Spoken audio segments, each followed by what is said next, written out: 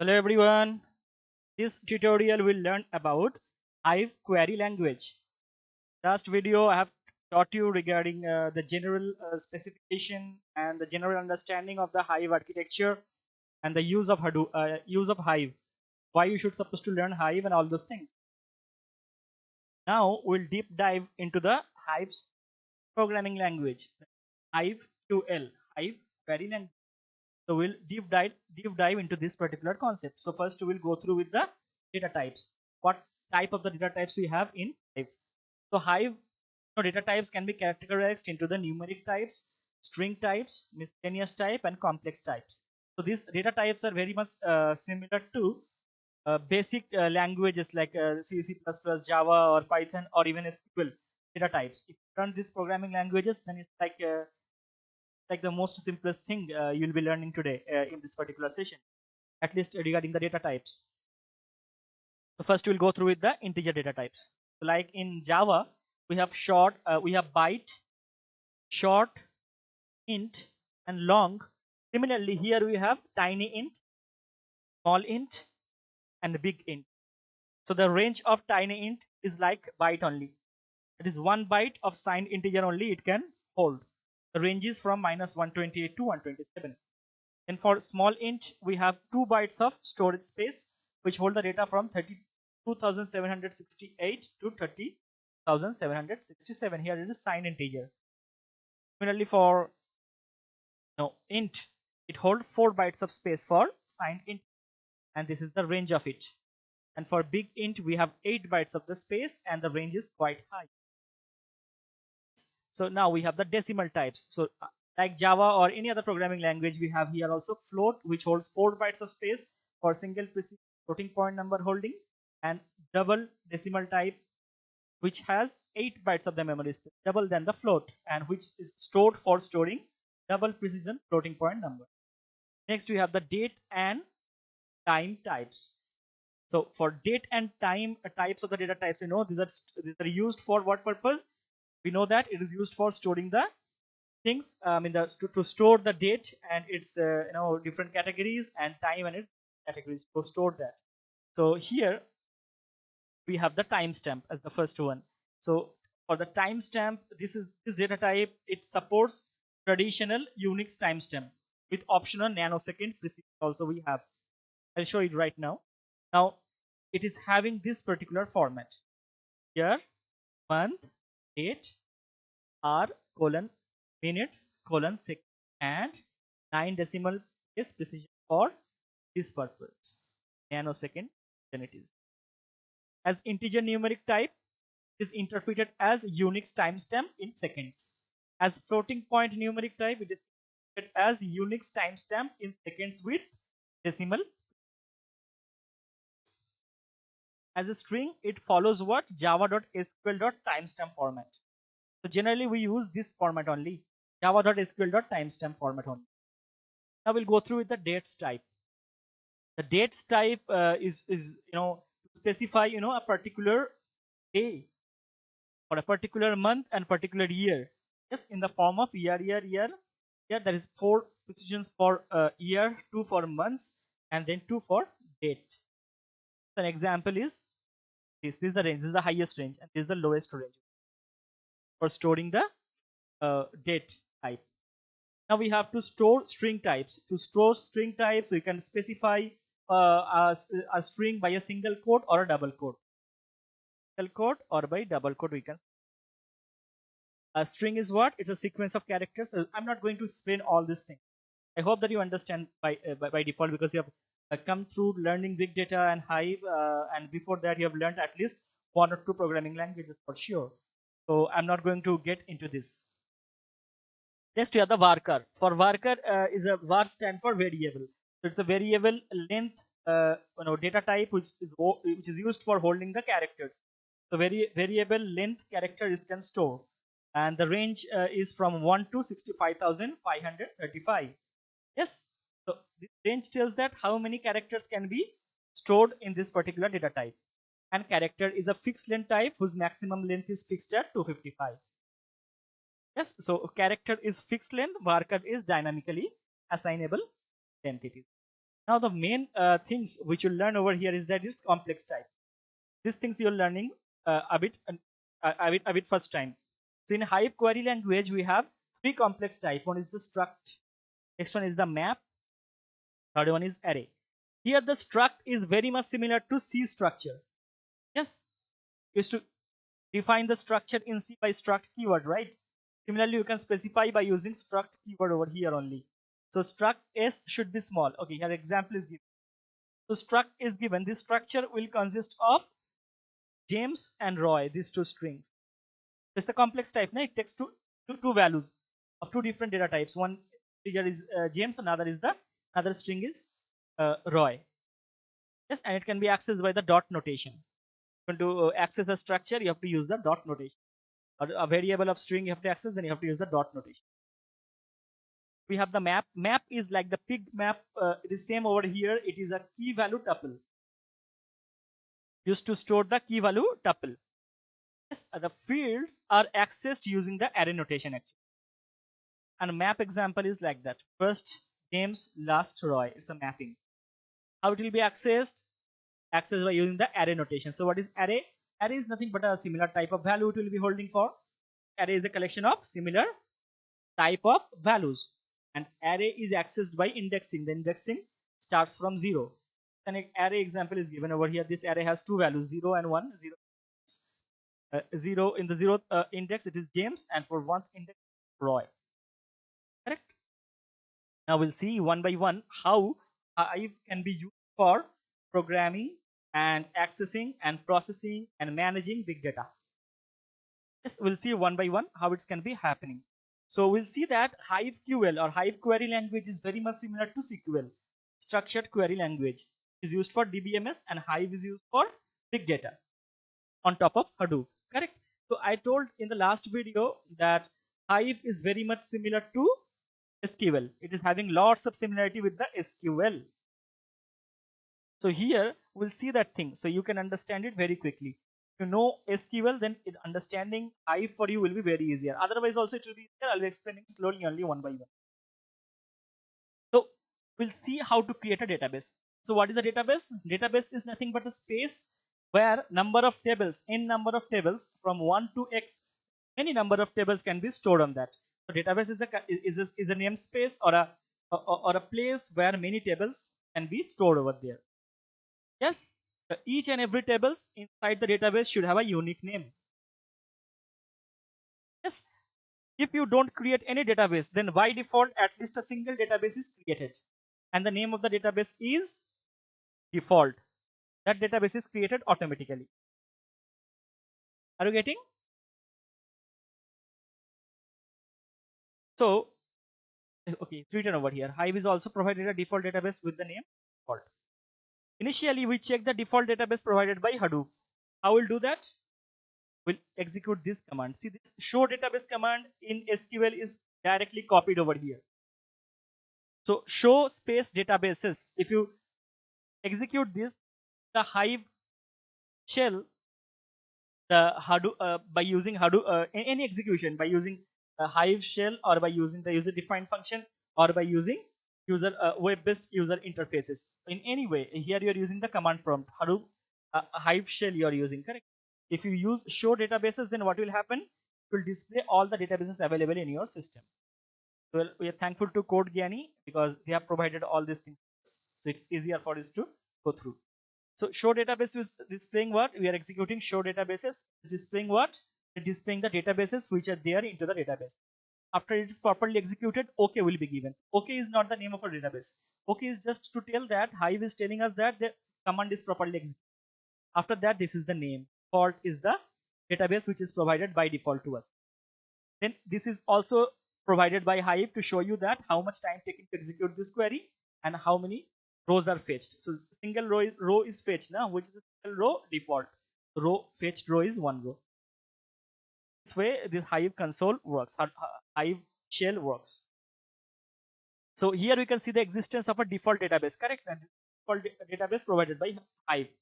Now if you want to create a new database, then what you have to do? You have to use this command, create database. So create space database space name of the database. Any name you can provide. I'm giving the name demo over here. So if you execute this command, clicking on OK, okay, then it means that the demo database is created. Now how to show it? You have to execute this command, show databases. If you use this command, show space databases, then all the databases will be shown. So here see that along with the default, now we have a new database available over here, that is demo, the database which just I have created right now. Each database should have a unique name. Two databases should not have the same name. If you create two databases with the same name, the error will generate. Here we are trying to create the same database again. Demo database we are going to create again here. Then the error is coming, execution error. Return code 1 from org.apache.hadoop.hive.ql.exe.ddl task. Database demo already exists. So this is the message. Database demo already exists. This is not possible. Do it. So in that case, always suppress the warning. Na? If you don't want this warning, this failed warning be generated again and again, then you can use if not exist with the command. Get to create a database if not exist. How to do it? This is the command. Okay, this is not the command. There is no A in the original command. Follow over here. Follow over here. So you're writing create. Follow my cursor always. Okay. So create space database. Along with that, you're writing if not exist demo. In case it exists, it will just show OK. It will not display any error. Now, while creation of a database, we can assign some property to our database also. Here we have, while creating the database demo, we have provided some property. What the properties we have provided? By using this command, we have provided the property. Is the next, after writing create database demo, see, follow my cursor. Come into the shell, Hive shell. Create database demo, we are writing with space db properties. So this is the command. What we should supposed to use to provide a database property. How the database property can be assigned? By using key value pair.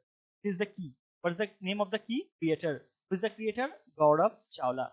That is being displayed over here. What is the date? So date is the key. What is the value?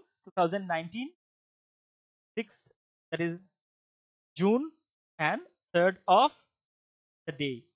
3rd June 2019. This, yes. So this is the key, this is the value, this is the key and the value. Yes. So the database demo is now created with some database property. Now how to see this? The property, you can see the property of a database by using describe command. So describe database is the command for that. Now you have to write down extended name of the database. What is the name of the database? Demo. So it will display you the entire extension is here. It is line demo database. So who has done that? The user. Yes, this is the date and this is the and every details is. Now the database is created, the database property you have assigned. Now we need to see how to drop the database.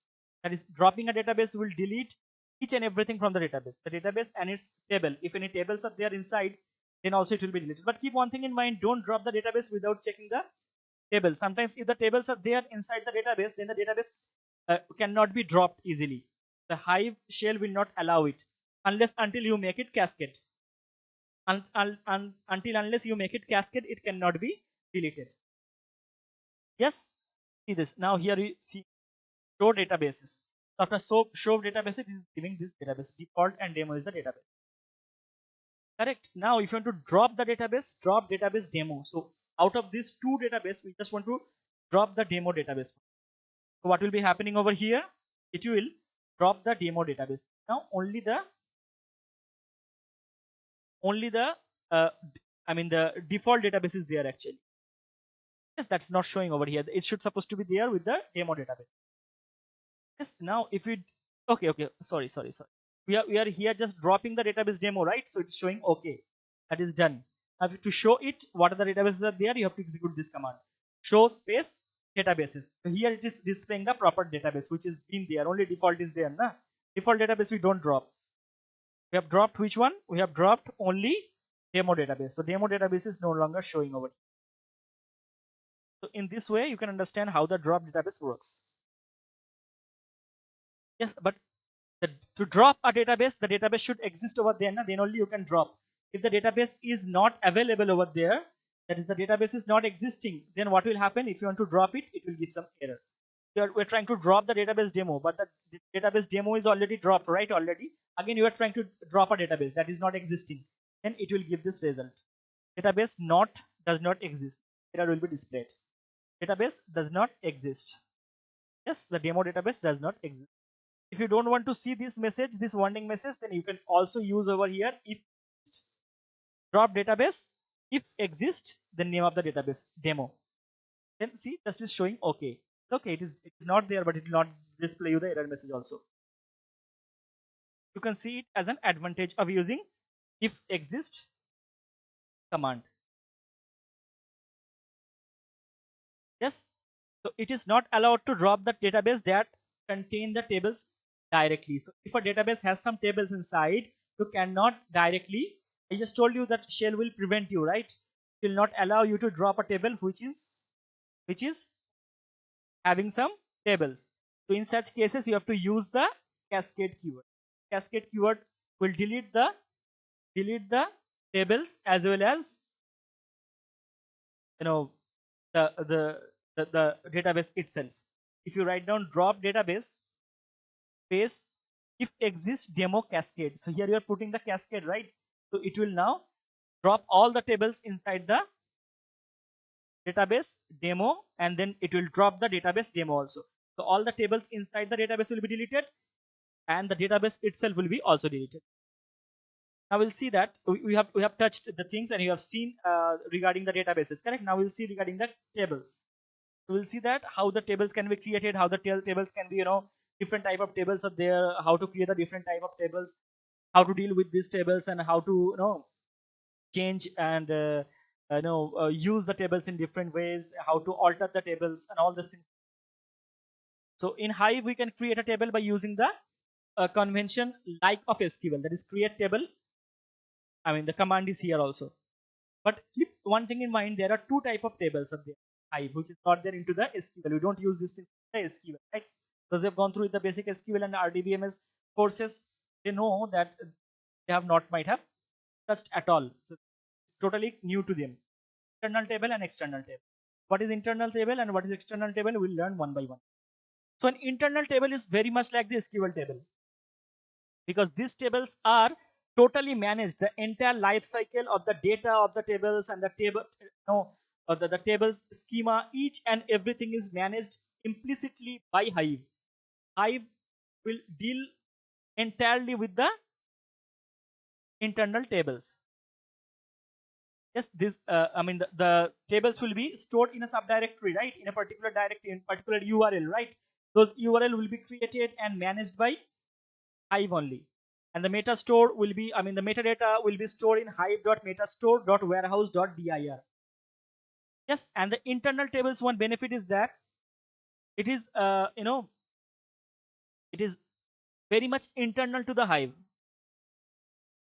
Yes, so Hive will delete the table schema and data both if you drop the table. After creation of table, suppose you put some data into that.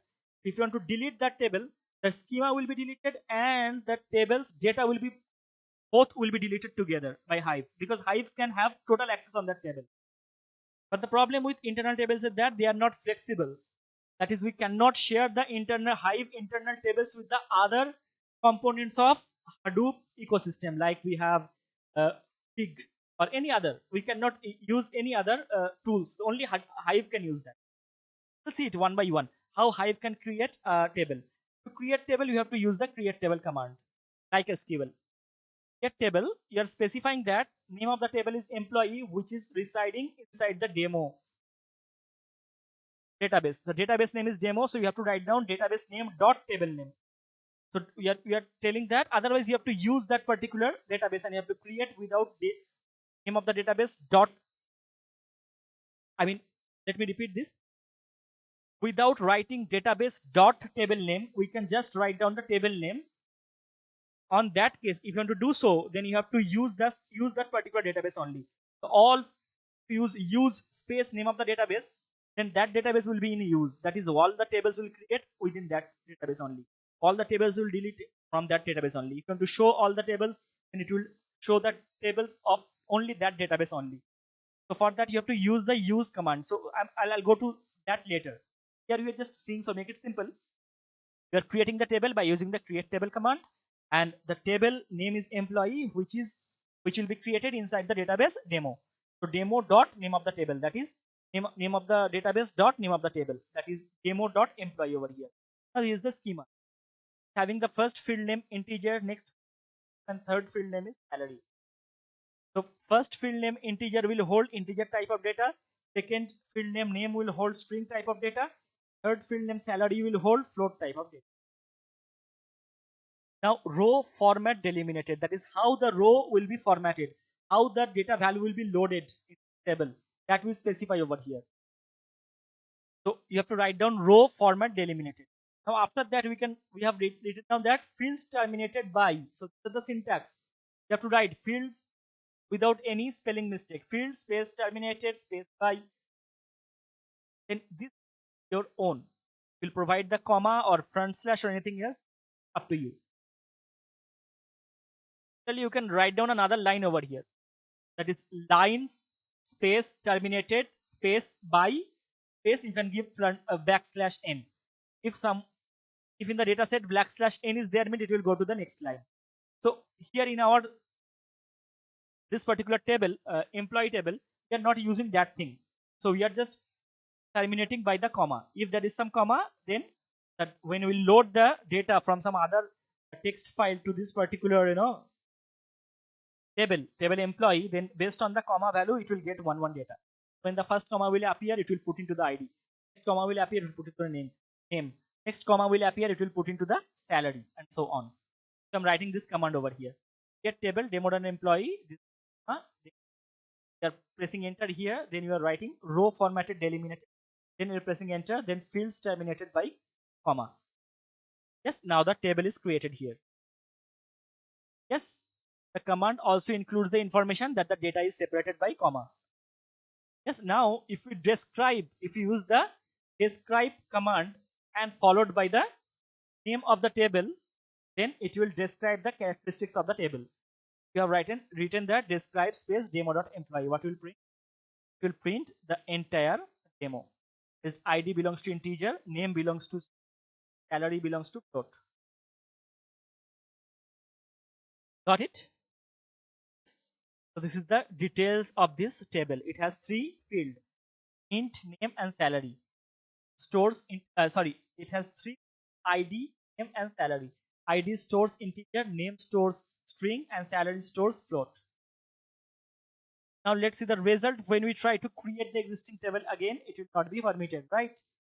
Because inside a particular database, you cannot use to create 2 tables with the same name. If you use the same name table, try to create over here, it will give some error. What error is giving? Table employee already exists. Table employee already exists. Basically, you cannot create the same table with the same name, the same database. Yes, now here also you can use if not exist, this particular operator, this particular command. Then this particular exception which has been generated over here will not be occurred. So create table if not exist demo.employee. If you write down this, nothing will happen. Now see this, no error has been occurred here because we are using if not exist. That's why. While creating a table, we can add the comments to the columns and can also define the table properties. You can add the comments to the columns, and table properties can also be added. See, now I'm going to the one level advanced over here. How we are showing it? Get table demo.new employee ID integer. Now we are putting the comment over here. New to comment is employee ID. Why you are putting this comment, I'll show you later. Now there is another comment. That is for name, you are writing the comment employee. It is for employee name. Now for salary float, you are putting the command employee salary. Yes. Now you have commented totally, that is it is table description. Now this is the TBL stands for table. TBL stands for table. So we are telling that it's a table properties. You have to use this command, the function actually. So tbl space without space properties, and then inside there in key value pair you have to write down, you have to provide any value. So here the key is creator and the value is Gaurav Chawla. Created add is the key and this is the timestamp. Are you clear? You have executed this. Now we'll see that if you use this command, that is, what is the command? Describe, yeah, describe table. If I execute over there, you can see some different output. Now you see, describe new employees you are doing. Yes, now you can see that this is displaying that ID is integer and the comment is displaying over here. That is this to store the employee IDs. Similarly, name and salary is displaying over there. That is to store the employee name, displaying employee salary. One is salary and float. It's to store the employee's salary. Each and every comments for you. Yes, so that's the advantage of that. You can understand that which particular things it has. Tables properties will also show actually. Yes, you execute yourself, you can see that. Now we can create one table by using the schema of an already created table. You can create the one table by creating the schema of another existing table. How it's happening? By using copy. Create table if not exists demo.copy.employee. Okay, so now we'll do the copy. How will do the copy? By like keyword. By using the like command, now you are copying. Which you are copying? Demo.employees you are copying to where? To demo.copy_employee.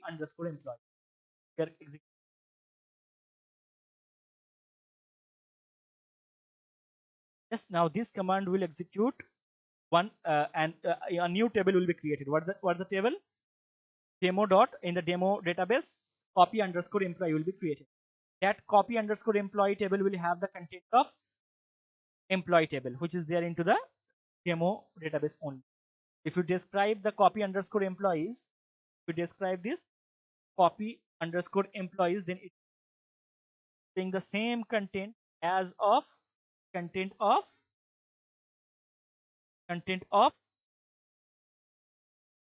demo.employee.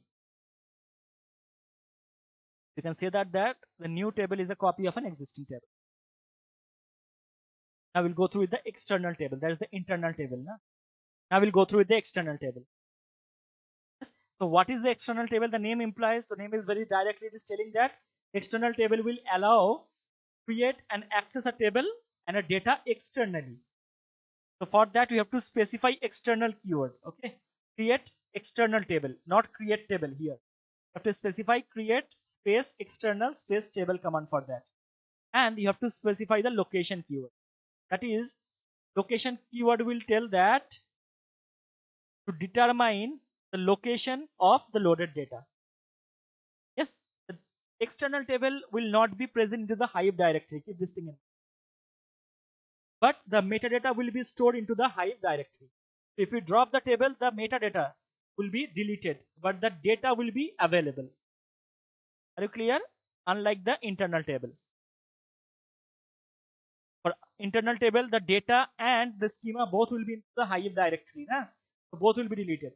But for this particular example of external tables, what will happen? The metadata will be deleted, but the data will be remaining because the directory of external tables are not inside the Hive's capacity.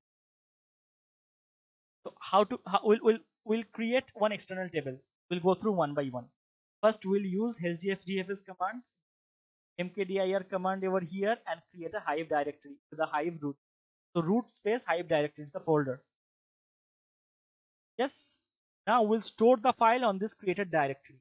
Store a particular file in this directory, which is in the hdfs, by using the put command. See, hdfs put command you are using. If you don't know these commands, in my video of Hadoop commands, go through with that. So in the put command, we are putting Hive folder inside their employee underscore details file is there. This file is being uploaded to root of HDFS. Inside there one folder is there, Hive directory inside there. We are putting this. Yes, now we'll create an external table. So create space external space table. So not create table here. Create external table is the command. What's the name of the employee list? The name of the external table. Yes, create space external space table, then employee list. Then ID salary is provided here. Is the schema for which? For the employee list. E list. Now row format delimited and field terminated by comma. Now location also you have to provide is the extra thing. Highlight that. One external providing as an for external table. This is how the internal table is separated from the external. Now location is also separating this. Location is Hive directory. Yes, so in this Hive directory, in this particular location, yes, external table getting the data from. We'll be having the directory, this particular directory. EMP list, where the EMP list, it's in the Hive directory, root and Hive directory. Root of HDFS inside the Hive directory is to execute this thing, particular command. What will happen? We're just giving OK. OK means properly. Now we'll retrieve the data. How to retrieve the data? Select all from employee. Select all. Asterisk means everything for all rows. Select everything from table name. What's the table name? Employee list. It will get the data of the file. Which file it is having? Employee list. So EMP list now having the data.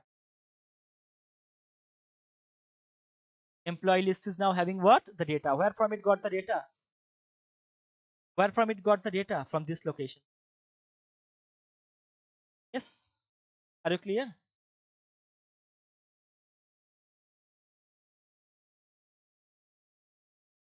The loading of the data.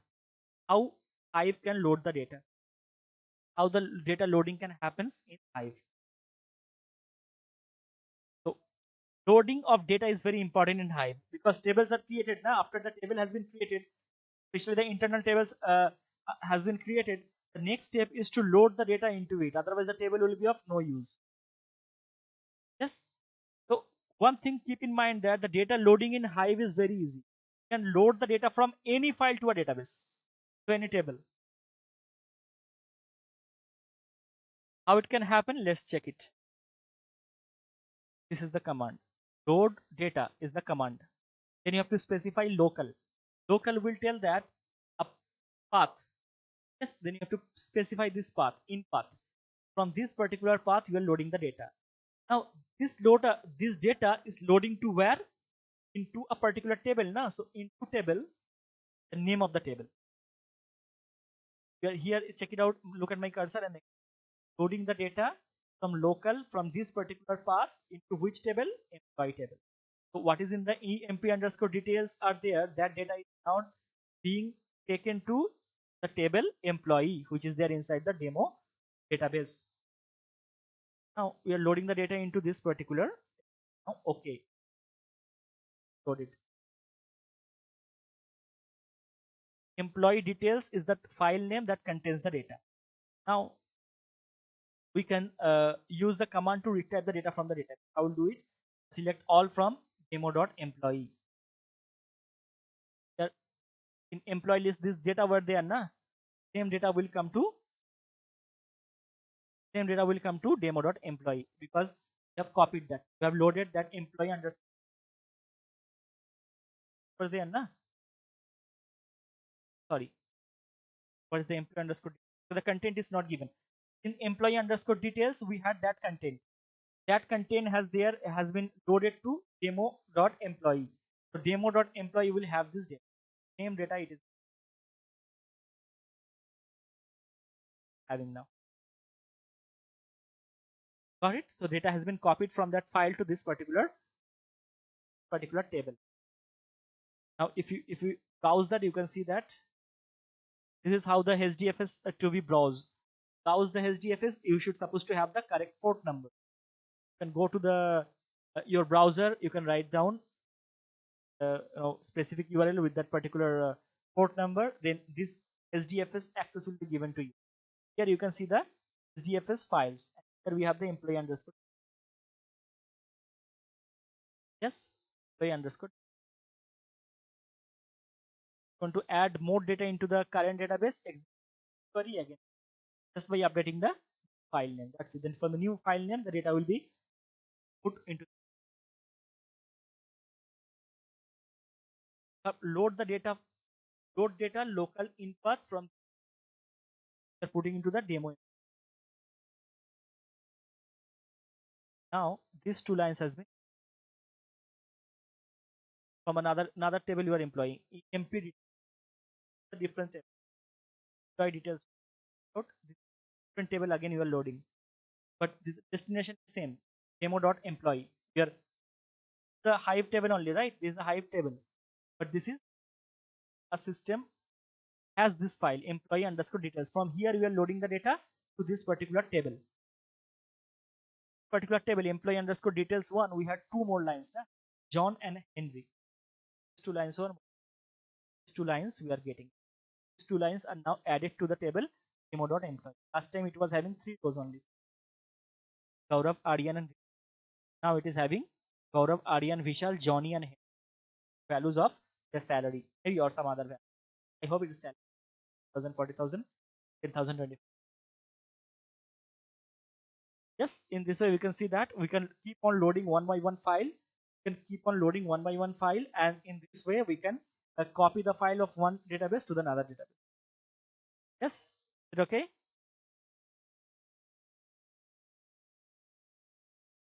So now to load the unmatched data, what will happen? Okay, Hive is very much flexible. To load unmatched data, it will not throw any exception, but the null value will be printed over there. Unmatched data means suppose there are how many? Okay, for employee details 2, oh, we are opening this file employee details 2. Employee details 2 is having how many lines? 3 lines. 1 Johnny works, 2 Henry William, 3 Sean Morris. Yes. So here it is, first one is integer, next two rows are string, correct? Now the third column contains the data of string type, and the table allows the float type data. So this condition arise in an unmatched data situation. Now load the data into the table. Are you getting right? Are you clear? Right here the third one is having what? This particular having string data, but want to load it to where? To the demo.employee. Demo.employee is having what schema? Having the schema of integer, string, and then integer only, na? One, then the name was there, then the salary was there. So now here in employee underscore details 2, you are going to load. Which one you want to load? Employee underscore details 2. Employee underscore details 2 have one integer, string, string. So integer, string cannot be loaded to integer, string, int. So the third column is having string one database that is being loaded, and into the table having int. So it is unmatched data. Unmatched data cannot be loaded. It will be put simply null. It will not throw any exception because Hive is flexible. Yes. So now if you execute this particular command, now what will happen?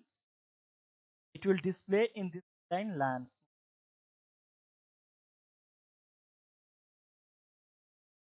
Over here null.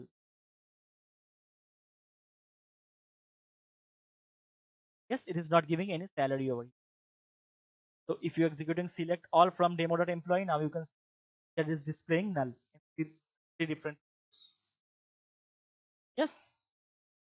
So here we can see that null values at a position of unmatched data.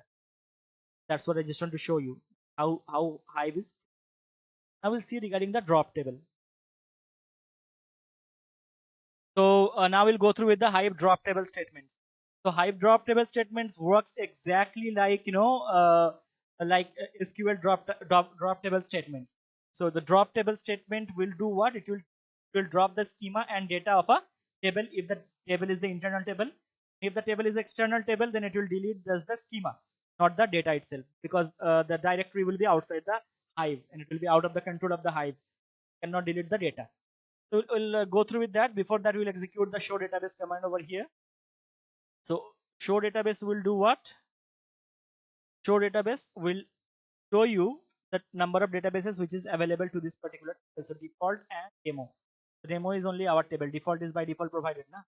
So default and demo is provided. Now we are using this command. See, now this command was telling at the beginning that we use the table, use the database. If you use space name of the database, then you are into that database. So you will just go through with the tables which are there inside the database only. Yes, will be there inside only where we are into the database. So all the tables of the database only will be accessible after this line is executed. Now if you if you execute this command show space tables, then what will be happening? All the tables which is there inside this particular database, that will be displayed. So inside this tables, which tables are there? Employee, emp, and new underscore employee. So if you want to drop one of the table, which table you want to drop? By using drop space table command. The name of the table should be supplied over here. Which is the name of the table? New underscore employee. The table which you are going to supply, new underscore employee. So this table will be deleted. This new underscore employee will be deleted. So drop table new underscore employees dropped out of the database. So now after that, if you execute the same command show underscore tables, then it will display what? Emp and employee table. See, now this table is not being displayed. New underscore employee is not being displayed over here, but it was being displayed over here before. Yes. Now we have learned about the tables, the basics of the tables, creation of tables and deletion of the table. That is the create table statement and drop table statement. Similarly, we learned about the create database, use database, and drop database commands also at the very beginning. Now we'll learn about altering the table. So what do you mean by altering the table? Altering the table means changing the definition of the table, not the data of the table. Definition of the table means we can add new columns to a table. Suppose you have missed to add one table, one column to a table, but that was required. That will be known as the definition of the table alteration. So that will come under the alter space table command. Similarly, to change the data type of a field or a column name, or we are using the terms simultaneously. Interchangeably, are using these two terms, field name and column name. Similarly, tuple and rows are used interchangeably. Both means the same thing. So field name and column name means the same thing. Tuples and rows means the same.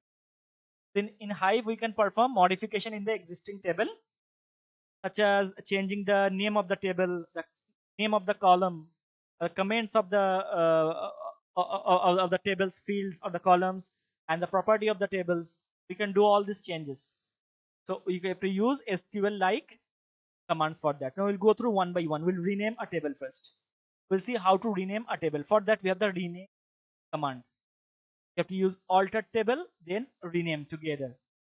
Then in between should we have the old table name and rename to where? New table name. Alter table, old table name, space, rename, space, to space, new table name. That will be, the new table name will be fixed for the alter using the alter table command. So now we have the employee and we have two tables, employee and emp, correct? Now we'll use the alter table. How we are using alter space table, rename to which one you are changing? Employee you are changing. Which name? New name you are giving? Employee underscore data. So emp has become employee underscore data. If we use the show tables command right now, then we can see that the table names there, employee was there before. Now emp has become employee underscore data. In this way, we have changed the name of an existing table. Now we'll see how to add column to an existing table.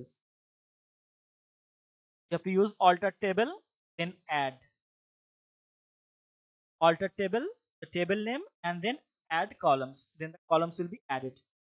Here how it happens, we'll show you one by one. Now we describe the employee underscore data, that is, we have renamed this table, right? Emp to the employee underscore data, but its syntax, its property is all same. It has it has three fields: ID, name and salary. ID can store int, name can store string, and salary can store float. Now, if you want to select the data, that is select all from employee data. So all data we are selecting from the employee underscore data table. Then we are seeing these values, correct? It has been there before. Gaurav, Aryan and Vishal. Salary 30,000, 20,000 and 40,000. Now, if you want to change the column of, sorry, if you want to add a new column, then what you have to do, you have to use the alter table, name of the table which you are going to alter, and then add.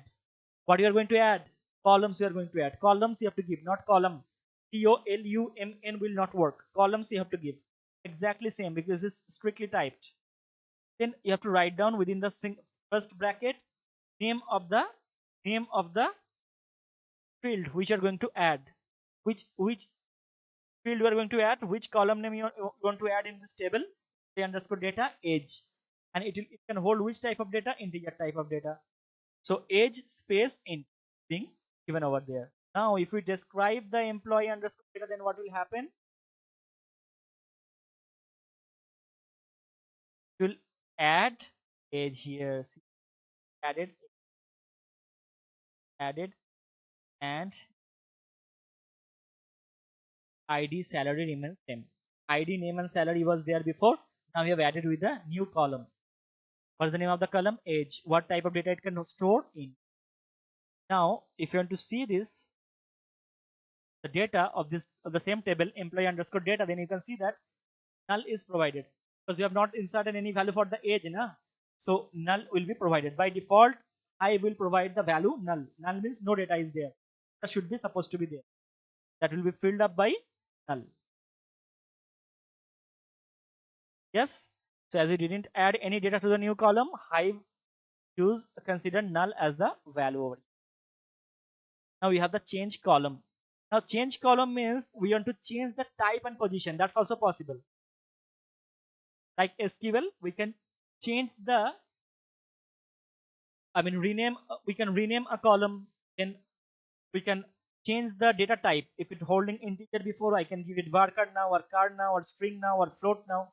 This is possible, and the position also can be changed. From suppose ID was there in the first position, you can put the ID at the last position. It's possible. Yes, now we'll see it. Here we are describing employee underscore data. We are describing employee underscore data, this table. So we are now having 4, right? ID, name, salary, and age. These 4 fields we have. The first one holds in string, then float. Then now we have to change the name of the column. I will do it by using change name. Along with alter table, you have to use.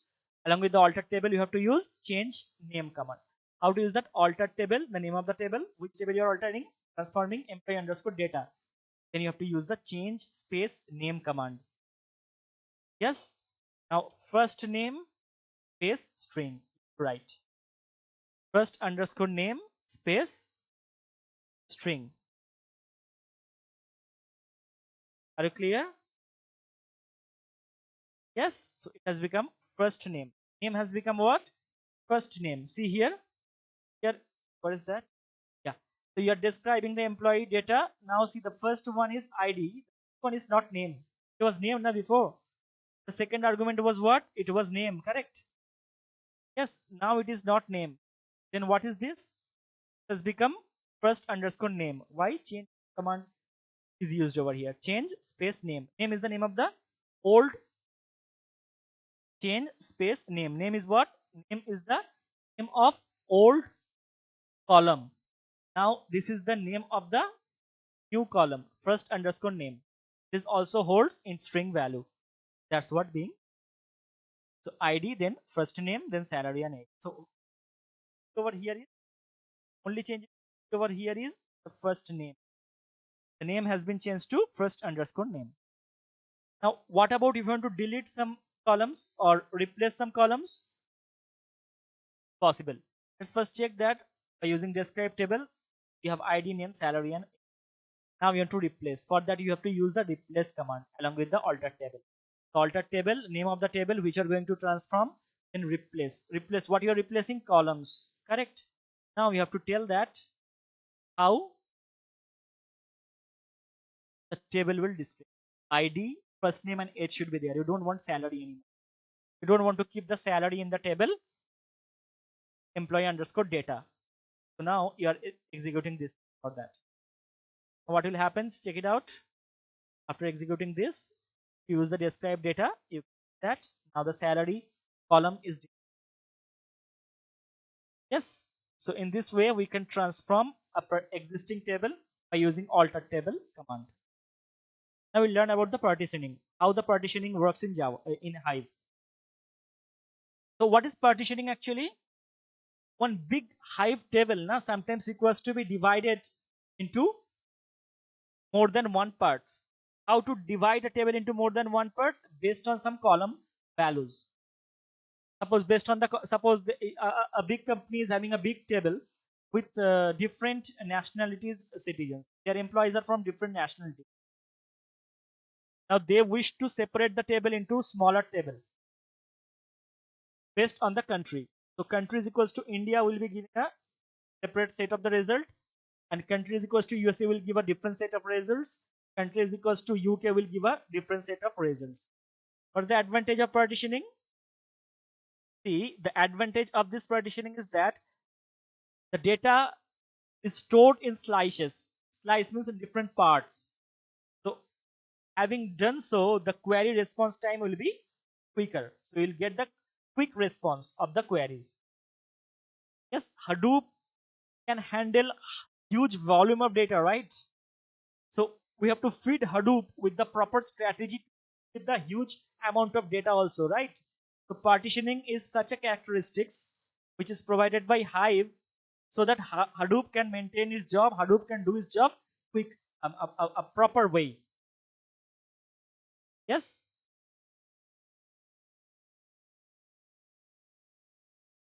Are you clear? So now we'll see that how the partitioning can be done. There are two types of partitioning: static partitioning, and there is the dynamic partitioning. We'll see now regarding the static partitioning.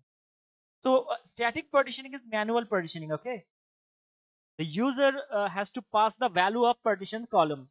You have to provide it manually while loading the data into a table. While you're loading a data to a table, now you created a table. Now the table has to be filled with a loaded data. Some file will be available in the HDFS maybe. From the HDFS, you are taking the file and loading into the table. Yes. So while loading the data into the table, you have to write down some lines of code. Yes. So how to do that? It's very easy actually. Here we are creating the table. Is the schema of the table. Now we have to use this command: partitioned space by a particular column name and their respective string value. Row format delimited, fields terminated by comma. So this line is new to you. Partition space by space course space the data type it holds. Just after the create table student and schema, you have to write down partitions by. It will be working. Here you have given a live example. Create table student. You are going to create a table named student with this int name, age, and institute. These four fields, four columns. Is now partitioned by another column. What's the name of the column? Course. Can hold string value. And these two things you know already. So if you describe the student, you can see now what is displaying. It has course also here. Along with these four courses also being shown over here. But it is having the partitional information. What is the partition information?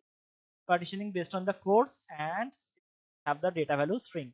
Now we'll see that how it happens actually. We'll load the data. Load data local in path. From this path, we are going to load the data student underscore details one into table. Which table? Student table. Now you have to specify this. This line is new to you. Partition space partition within the bracket course is equals to Java. So here student table will is getting the data from student underscore details for those students who have taken the course as Java. So this is how it difference. This line how this line is making difference over here. Yes, and how line is making difference over here. This line is making difference. Correct? Here only this line is making. making it in different color.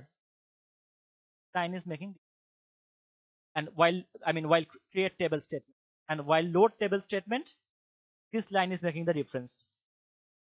Got it? Yes. So you have to execute in this way. So here what you're doing, we are partitioning the student of an institute based on courses. Yes, so we'll load the data of another file into the same table and pass the value of partitions column with it by using the following command. Now we are doing another just student details.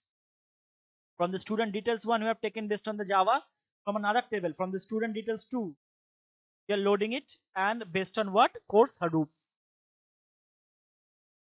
Yes, now this table student has got two sort of the students. One is for was taken the course Java, another taken the course Hadoop.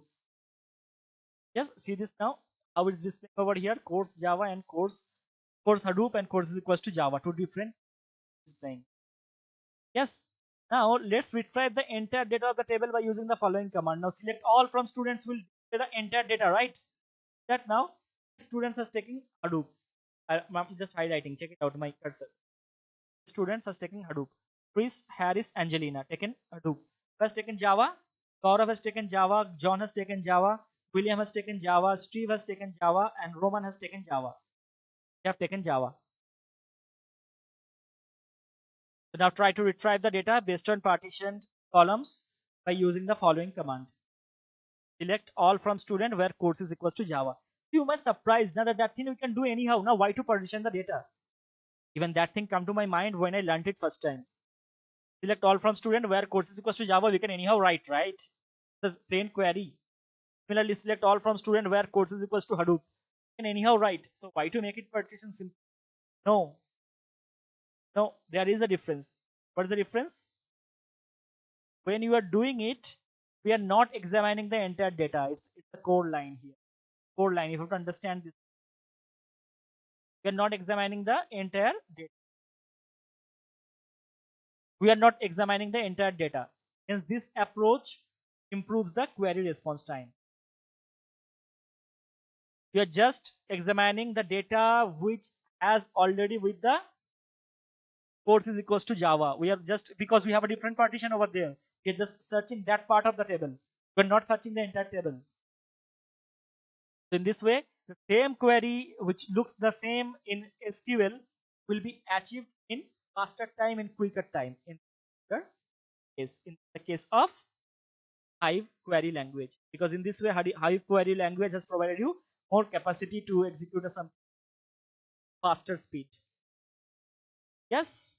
Now we'll see about the dynamic partitioning. We learned about the static partitioning. Now we are learning about the dynamic partitioning. For the dynamic partitioning, the values of partitioned columns exist within the table. I repeat, the values of partitioned columns exist within the table. So the not needed to pass the values of partition columns manually. You don't need to pass the values of partition columns manually. It's not required. Yes. So now let's see the example here. So you're using the show. So is what? Database. Yes. Now you have to enable the dynamic partitioning. These are the steps. You have to enable the dynamic partitioning. How? By using these commands. Set hive.x.dynamic partition true. Hive.x.dynamic partition mode is equals to non-strict. Now you have to create a database. I mean the dummy table. What's the name of the table? Student underscore dummy table. Yes, it has the ID, name, age, institute, and course. Yes, see here. Here we have not specified. Have you specified that partition by, like the last example? Have you provided? No. Here we are providing the course inside here, na? Course we are providing inside here only. Correct? The course here not. And last time we provided what? I'll show you again if you have forgotten. Here we are provided like this. Partition by course space string. Here the course string is provided over here only for the dynamic line, for the dynamic partition. Yes, see here.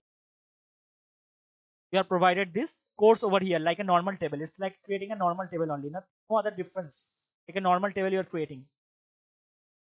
Yes, are you clear? Now while loading the table, what we are doing, load data local in path from this particular table we are putting into table student underscore demo. We're putting into the student underscore demo from in this table only. Yes. Now dynamically create a partition table by using the following command. How you are doing that? This is a partition table. Student underscore part. It's a partition table. See, having ID, name, age, and institute. Partition by course string.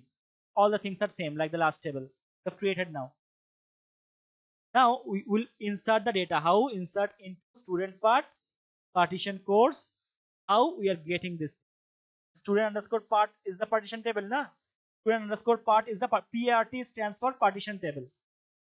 Student underscore part is fetched the data. How we are fetching the data? By telling that it will hold the partition course.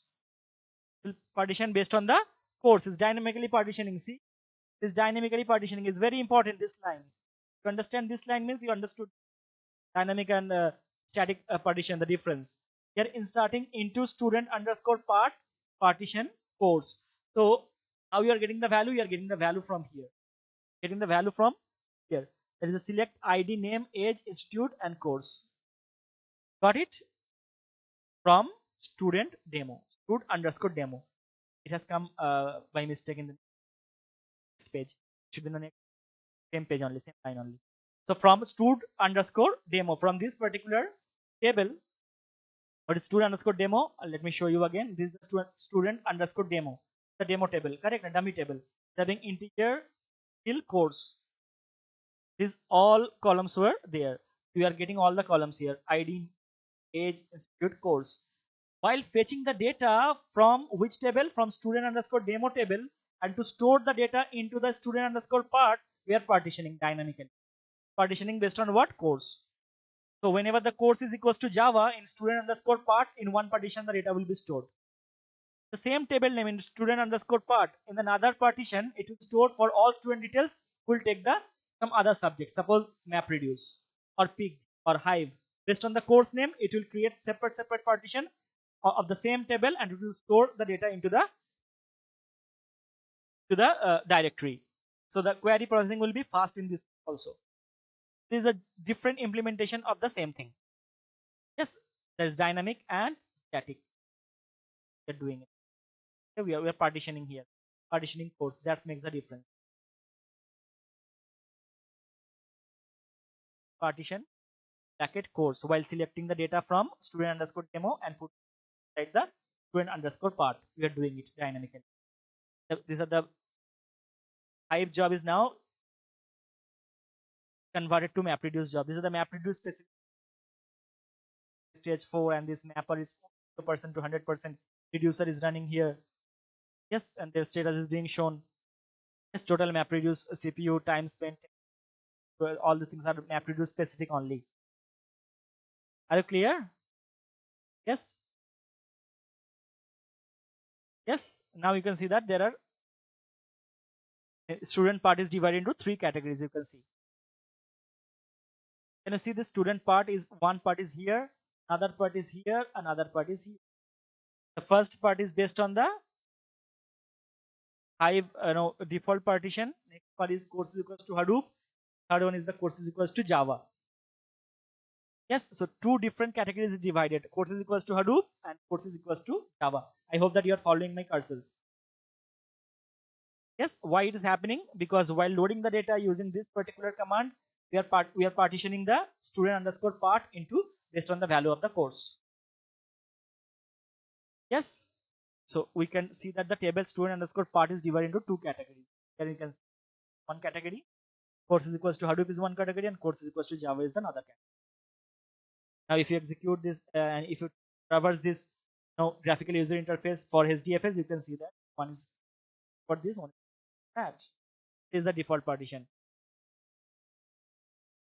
Correct. Now if you select from student underscore part, then what will happen?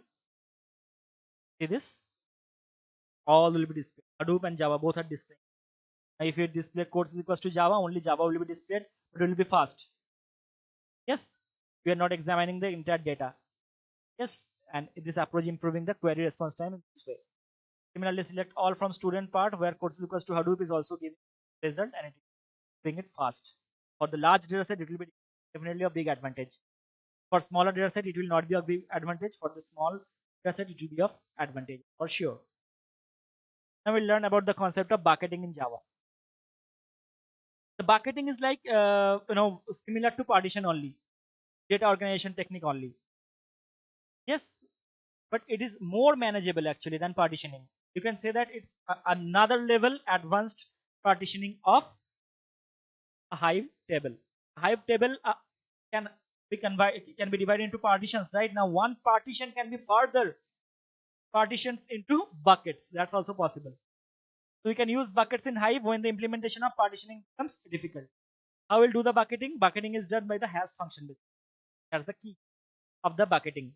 So one data table will be divided by using the hash function, the different buckets. Here in this example, 3 buckets. Correct? Yes. How it's done? By using that hash function. The hash function works based on the value of 3. So if it is modulus, if a particular data is divisible by 3, it results 0, then it will go to bucket 0. So 0, 3, 6, 9, this data will go to bucket 0. Then 1, 4, then 10, and then 13, all this will go to bucket 1 because modulus operation will give the remainder 1. Similarly, the value 2 will go to the bucket 2 because remainder 2 modulus 3 is 2. Yes, similarly 5 will give the value, the data 5 will go to the bucket 2 because 5 modulus 3 is equals to 2, go to bucket 2. In this way, the hash function will provide a data divided into different parts, and each part will go to each bucket. Yes, now we'll see the example of the bucket here. We are using a particular database. What is the name of the database? Show bucket. Suppose there is a database name show bucket available. Now inside the show bucket database, we are creating one table, emp_demo, having ID, name, and salary. All the things are employee_demo is created. Now you are loading this data, employee_details data to emp_demo data. Sorry, emp_details file is being loaded into emp_demo table. Yes, and it's successfully done. Now we are enabling the bucketing. How? By using this set hive.enforce.bucketing is equals to true. It will make it happening this. Now create table emp_bucket, and we are giving the schema ID, name, and salary. It will create the emp_bucket. Correct? Now row format delimited and field terminated, all the things are, but this line is making the difference. This line is making the actual difference over here. What is doing? It is clustered space by ID. Based on the ID, dividing into buckets. It looks like a plain English language line, right? But actually, these are the command. It is the command. In this command, only 2 things you can change. This ID, instead of ID, you can give any other column name, and this 3. Instead of 3, you can give 4, 5, 6 number of buckets you want. Yes, so based on the ID, modulus 3 will go to each and every buckets. This example, ID is 1 modulus 3. It will go to bucket 1 because the value of 1 modulus 3 is 1. The value of 2 modulus 3 will go to bucket 2 because 2 modulus 3 is 2, bucket 2. 3 modulus 3, that data will go to the bucket 0 because 3 modulus 3 is equals to 0. This way it will keep on going on. This is what is done over here. Yes. How to insert the data of dummy table into a bucketed table? By using this. This is a new command you can see. Insert overwrite. Yes. Which table? Employee_bucket. From which table? From this particular source. Select all from employee_. So all the data from employee_demo is now inserted to employee_bucket, which is what? A overwrite method, a bucket table. Are you sure? If you have any doubt, you can write it down. Okay. If you have any doubt, please you can put into the chat into the. So we are inserting overwrite table underscore bucket, select all from emp demo, and this way getting the data from emp underscore demo and putting into the bucket emp underscore bucket table. Okay, by using the insert override command. This insert override command is, yes, correct. Now see this particular command, hive command, is always executed after use, right? So launching a job out of one, and this map and reduce, all the things map and reduce works are going on one by one, and then it is giving the output. What output it is giving? Total map reduce CPU time spent 1 minute.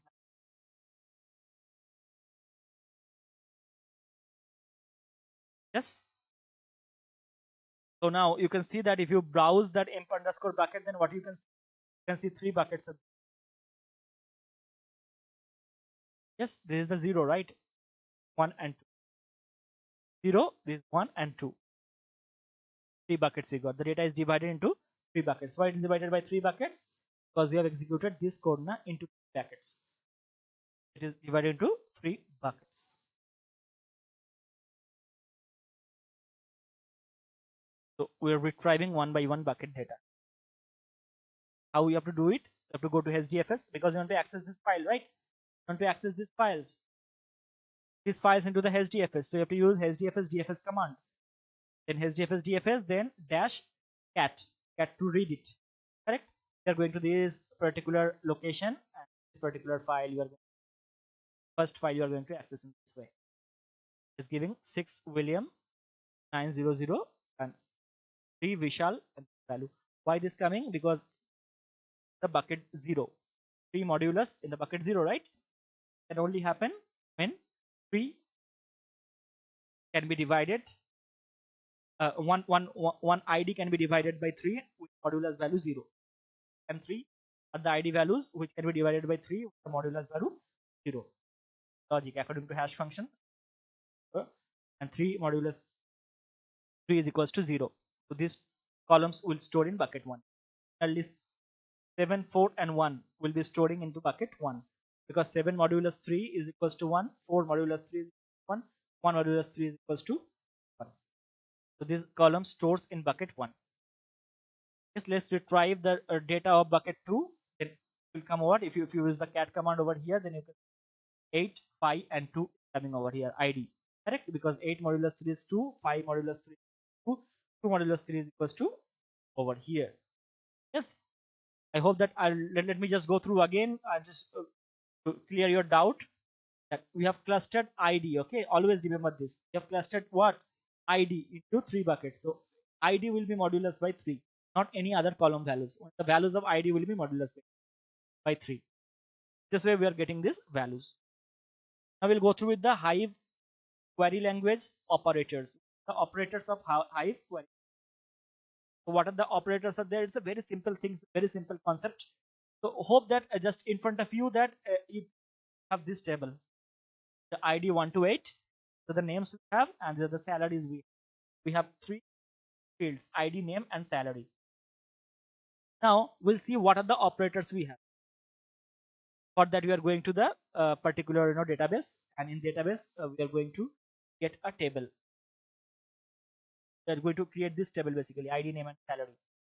Yes, I'm not going to explain this thing. I hope that you understood all these things. Now select all from employees, and we have loaded the data. Underscore data. This imp underscore data which is now going to the employee. Now going to the table employee. So now table employee has those data. Now if you do select all from employees, then this will be, yes, correct. Now we'll see about the operators, arithmetic operators in Hive. We have all the operators which is having C++, Java, Python, all the same operators we have over here. Even the pig operators are also same. So if you don't understand, or if you want to revise any of the operators and all these things, just watch any video of me on Java or pig. You can understand each and everything properly. Yes, or any other video you can see. So a plus b will add a. I'm not going to explain minus a. All these things happening. I'm not going to explain a or b. A bitwise or of a and b. A and b. Bitwise and of a and a. Is the XOR function between a and b, and not function not function on a. Opposite of a will come. So arithmetic operators, how to implement is very easy. Just do select ID name salary plus 50. What are the value of salary is there, that will be added with the value 50 for all the employees. Yes, see the salary is now added by 50. 30,500 na 30,000. Now 30,000 has become 30,050. 30,050. That's it. That's it. So I'm not going to explain it again and again. You know it already. Similarly, we have select ID name salary minus 50 from employee. So it will be whatever the salary you have for each and employee will display ID name and salary minus 50. Similarly, if you want to do select ID name salary in 10 divided by 100 for employees, so it will the salary by 10%. So we are putting this arithmetic operators, multiplication, division, etc. to do some changes based on our requirement. Similarly, we have the relational operators in Hive. If you know the SQL, then definitely no need to explain it to you, I hope. It's like very easy to you. Relational operators are also same like any other programming. A is equals to B means will. Okay, here there is a L equals to, okay. That is, if A is equals to B, it will be true, otherwise false. Then less than on right hand side, it is not equals to less than sign, this is the right hand side, this is the equals to sign, this is the greater than equals to sign, and null to check that it will be true. The value of A is equals to null, otherwise false. A is not null will give true. If it is not null, otherwise it will give. Examples of relational operators in Hive also we have. An example you want to see that if an employee having more than salary 25,000, then is the data. We are executing this command. Select all from employee where salary is greater than equals to 25,000. So we are using this relational operator, taking that for each salary's value, for the salary column, for the salary field, we are checking with the value. That is, the value of the salary is more than or equals to 25,000. Then only those employees, all details. Asterisk means all. The value of all of the columns that will be fetched. Otherwise not. Yes. Now, similarly, we have select all from employee where salary is less than 25,000. So those employees will be printed whose salary is less than 25,000. That's what being displayed. Similarly, Hive key will have lots of the built-in functions. We'll see those built-in functions one by one. See this by data. We have this mathematical functions. We have returns big int. Okay, what is the name of the function? Round. You'll pass some value inside there. That value will be rounded. If you pass some value in the float, then the float value of the data is the largest big int that is less than or equal to num will be displayed. For sealing, the opposite thing will be displayed. That is the greater than or equal to the num will be displayed. Then except this will return the exponential of the number. This is the natural logarithm. This log base 10 will be returned. This the square root of the num will be returned. Absolute value will be returned for the number you are passing. Sine value of the num will be passed. Is arc sine number will be passed over here, all in radians. This will send the cosine of the number in radians. Definitely will return you the arc cosine of num in radians. Will response you the return you with the tangent of num in radians. This return you the arctangent of num in radians. In this way it will execute all. See here in this particular query I have written over here. I'll go to here. Selecting ID, name, and a square root of salary. The square root of salary will be given. The salary is 2500. The output will be what? 50. Yes. Are you clear? Yes, it will be displayed in this way. To display this way. The square root is given. For all employees, we are selecting ID 1, 2, 3. So this is the ID. The other have, and then we have the square root of the salary. The salary has been square rooted. As simple as that. Similarly, we have the aggregate functions in Hive. It's also similar to Java, C, C++, and Fig. So count will do what? It will count the number of rows present in the file, whatever you are passing. Some will get the summation of the values. Some will get the summation of distinct values. Distinct over here. Average column. This column's average value will be returned back. Distinct call. So if you pass the distinct column values, then the distinct column values will be returned. Some values will be returned over here. Similarly, we will having the max values will be returned from here. This way it will execute. Examples of aggregate functions in Hive. So how we'll see the examples of aggregate functions. One example will be enough for you. We are selecting the max salary from employee data. Is the table name. Here you have to pass. Aggregate functions you have to pass after the select. Because aggregate functions works on where? Works on the columns, not at the row level. So we can select salary from employee data, then all the salary will be displayed, right? If you execute select a max, aggregate function max, within the bracket, if you write on the salary, then what will be displayed? The maximum salary will be displayed. Only the maximum salary values. And then we are having the map and reduce converted to the map reduce job after you execute this command. Sorry, it go up actually. This should go up. Second line should go to up, and this second line, second screenshot actually. You are passing select max salary from employee. So after execution of the job, it will return 40,000. 40,000 that is being displayed over here. Similarly, select minimum salary from employee will be executed by this particular command. Now we'll see about the group by and having clause. So SQL's group by and having clauses, you can say totally copied in HiveQL. SQL and HiveQL's, these two concepts are totally same. So what the group by will do? Group by will work on the column level, correct? It will group by a particular value, and having can have a filter on the group by. Yes, the group by clause is used to group the data from multiple records based on one or more columns. Yes, generally it is used with the aggregate function like sum, count, min, max, etc. We'll go through with an example. We are using a particular database, and inside the database we are getting a table, the name employee. Now we are loading the data to the employee table. Whatever the data we have, we are using this particular command on that. We are not. I'm coming to the point over here. Okay. So here we are going to the particular point. What's the point over here? We are selecting department and sum from employee group by department. So if you are coming directly without learning SQL, then you can see this, what the difference by using this. If you write down this select department comma sum of salary from employees, then what will be displayed? Tell me.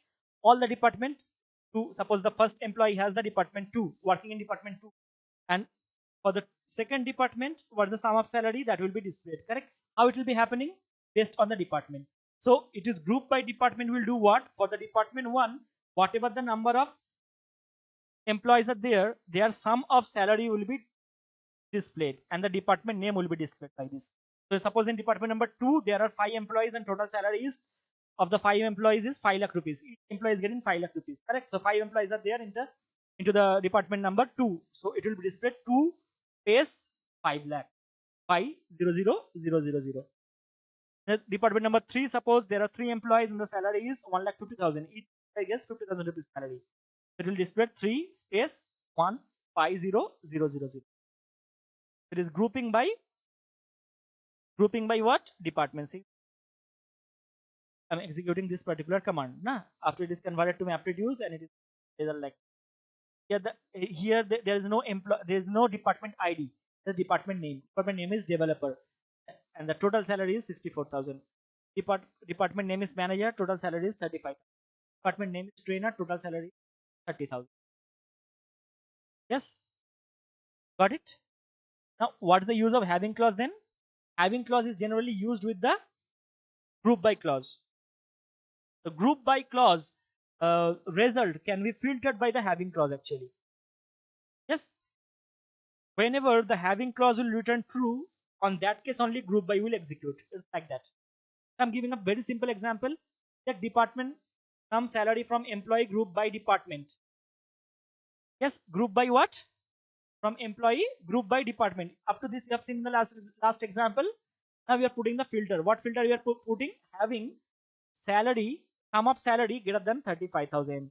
So we are only displaying the department and their sum of salary only if for those departments whose sum of employees salary is more than 35,000 rupees. Suppose one small department is there which is having only 2. Suppose it is a sweeping department. Sweeping department have suppose 2 sweepers and their salary is 10,000 each. So 20,000 is the total salary. So the sweeping department will not be displayed because the sum of sweeping department is less than 35,000. So this having clause is not getting true. the condition of having clause is not satisfied. So that department, sweeping department, will not be displayed. Only those departments will be displayed, and their sum of salary will be displayed based on the department, based on the department name, whenever the salary is more than 35,000 rupees. So as you can understand that group by clause is being filtered by having clause based on the truthness. If the having clause is returning true, then only this group by clause will be executed, and then only this next statement will be executed. So you are executing this particular command over here, and this command will execute what? This command will execute one by one. It will convert it to the map reduce job. See this mapper and working map 100%, 100%. Now the result will get, yes, map reduce job launched. Now we'll get the output. Developer is only displayed with because the sum of salary is more than 35,000. Manager is also displayed because sum of salary is more than 35,000. Correct. Last time it displayed trainer also. Trainer is having how much salary? 30,000. Nah, sum of salary was 30,000. So here trainer is not displayed because the filter condition with the having clause was that more than 35,000 should be the salary. Correct. That's why their value is not displayed there. Only developer and manager is displayed. We got the desired output, right? Now we'll see the other built-in function. We have the length to check the length of a string, reverse to reverse the value of a string, concat to concatenate more than one string, substring to take the part of a string. Then we have upper to uppercase a given string, lower to lowercase a given string, trim to trim the spaces before and after a particular string. Similarly, we have the rstream and all these methods. Just to go through with that, to remove the white space, we use those things. Those are not so important methods. So all the important methods I just covered right now. Select ID, comma, upper name from employee underscore data. So it is IT and upper name. What we are doing over here, from the employee underscore data, we are displaying all the IDs. But when you are displaying name, you are making it to the uppercase. That is, no name will be displayed in the lowercase. All names will be displayed in the uppercase. This is the output. Check it out. All the names are now displayed into the uppercase later. All the names are uppercase later. I hope that you understood. Yes, now here doing it lowercase. So all names will be displayed into the lowercase. The output, all the names are displayed in the lowercase. Similarly, we have the order by and sort by clause. It is also directly copied from the SQL. The same way SQL works, order by and sort by, here also we work. So what is order by does? Both order by and sort by are synonymous, and both of them do a single job, that is to order the data and display in front of you, either in ascending order or in descending order. If this salary is there, if you want to display the salary in ascending order, then you have to write down, select all from employee, space order by. That's enough. It will order it in terms of ascending order. If you want to show it in descending order, then you have to pass DESC. That is, select all from employee, order by, space salary equals to space DESC. Here how DESC is being used over here. Just show me. Oh, you are loading it. I'm not just okay. See, select all from employee, order by, the column name salary, space DESC. In descending order, will display all the salary over. Order we are displaying salary. So what is the highest salary? 40,000. That's being top. Correct. After that 30,000. After that 25, 20, then 20, and 9,000. How you are displaying the values? We are displaying the values based on the salary in the descending order. Yes. Now sort by clause is an alternative of order by clause. It orders the data within each reducers. So sometimes it can give you the partial result. It may also give a partial ordered result because it performs a local ordering where each reducer's output is sorted separately. But so I will always prefer you for use order by clause, not sort by clause. So here also you are using the sort by C. Just order, you are just writing here sort. Other than each and everything is same, and the output will be most probably same. In 90% cases, it will be same because the reducer also having their own internal syncing process. So although sorting is just sorting, that is then ordering the data in a particular reducer, not in the entire all the reducers, still the result will be similar in most of the cases. Here the result is also come in the same case. Okay. Now we'll go through the last concept of HiveQL, that is the join operations. The join operations we know, right? Join operations is used to combine the data of two or more tables. Yes, based on some logic. Inner join, left outer join, right outer join, and full outer joins are the four types of the join we use. Inner joins, we'll go to one by one. We will do the join in this particular table. Employee table, we have the employee ID, we have the employee name, we have the state provided over here. We have the employee department, we have the department ID and department name provided. We want to join these two tables. We'll see how it can be happening. Yes, yes, one by one we'll see. So we'll see about the inner join first. What is the inner join? In case of inner join, what happens? The intersection of two tables will be displayed. Yes, so wherever the condition will be satisfied, where the join condition will be satisfied, that will be only being displayed. So we'll show one example of inner join. I'll go to I'm not showing the load data and all these things because you have now been expert to it. You have seen many examples. So we'll just see the join directly. We are performing the inner join operation. How we are doing the inner join operation? Based on this inner join condition. Join is the keyword you're using for inner join. This is the key, join. There are two tables. One is we are selecting what employee name and department name from employee E1. And you are selecting and we are joining it with the employee department E2 on E1.employee ID and E2.department ID. So if the E1 is an alias of employee ID table. E1 is the alias of the employee table, and E2 is the alias for department employee underscore department table. I repeat, E1 is the alias, since E1 will represent employee and E2 will represent employee underscore department table. Yes, and the joining condition is what? What's the joining condition we are making? Joining condition is E1.employee ID should be equals to E2.department ID. That is the employee ID of employee table and department ID DID of employee underscore department table should be matching.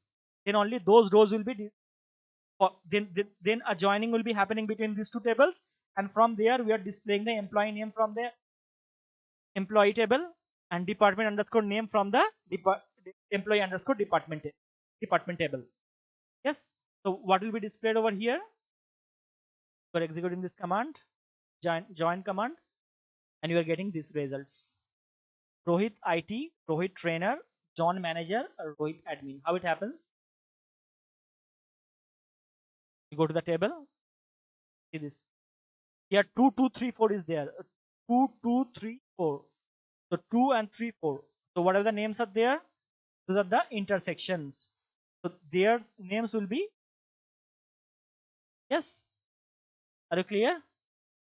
Yes. Here because this is the common, na? 2, 3, 4 is common. Here 2, 4s are common. So that will be the common things will be only displayed over there. If you do the inner join of these two tables. Got it? So you'll see the left outer join now in HiveQL. Left outer join does what? It will select all the tuples of the left table along with the joining condition. It's like the inner join plus the output will be, in another word, inner join result of left table and right join plus all the tuples of the left hand side of the joining table. That's the output. Yes, this example. See this. What is the command for that? Left outer join. This command you have to execute based on this particular condition. So this is the left hand side of the table and this is the right hand side of the table. Yes, this is the right hand side of the table and this is the left hand side of the table.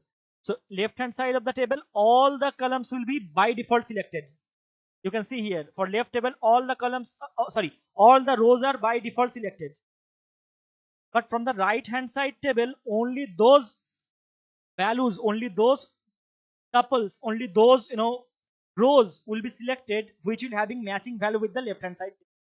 That is based on the joining condition.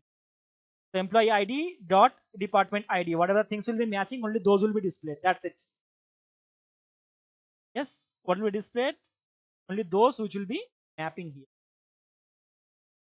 only those will be displayed. Gaurav null, Rohit IT, Rohit trainer, John manager, and Rohit admin. These, I'll just let me show you. These are the lines which are having the, which has come up similarly to the inner join condition. That is, these two tables having the conditions matched. These two tables, now what are the tables? Employee and employee underscore department table. The joining condition has matched for Rohit, John, and Ronit. But for Gaurav and Henry, the condition is not matched. But Gaurav and Henry belongs to the left hand side table. So as the condition is not matched, in the right hand side, we are giving the value null. But these two columns, these two rows are by default selected because they belongs to the left row.